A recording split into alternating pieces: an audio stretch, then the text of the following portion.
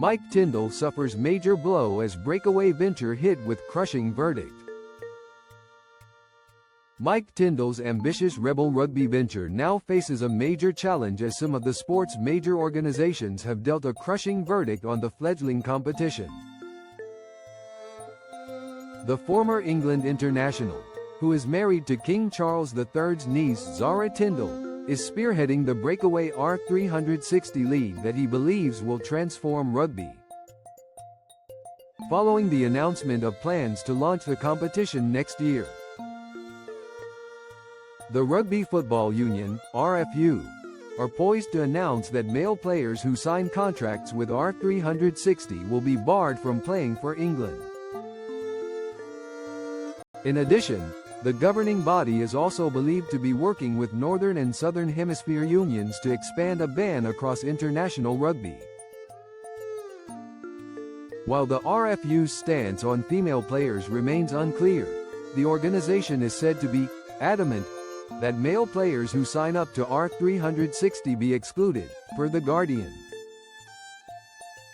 In another blow, the International Rugby Players Association, IRPA, which represents top players in the Northern and Southern Hemispheres, has declined to support R360.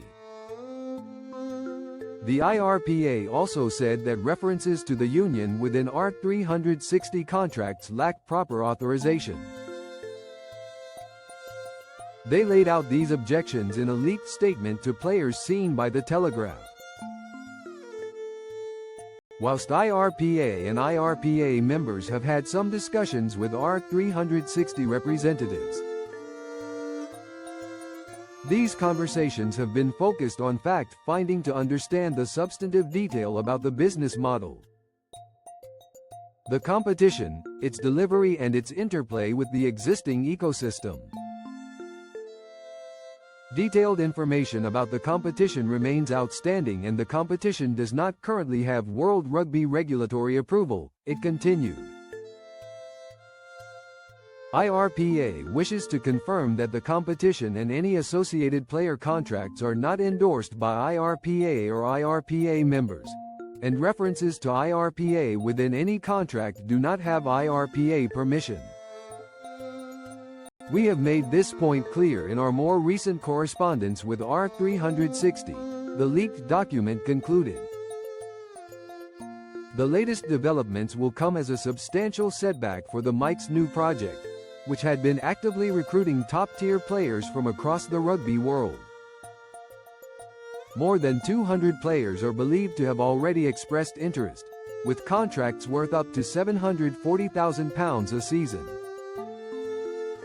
Known as R360, the proposed competition is billed as a franchise league that would deliver generational change in rugby. Mike is leading the breakaway league with former Bath director of rugby Stuart Hooper, sports marketing executive Mark Spurs and lawyer John Lofhagen, who previously worked on Live Golf.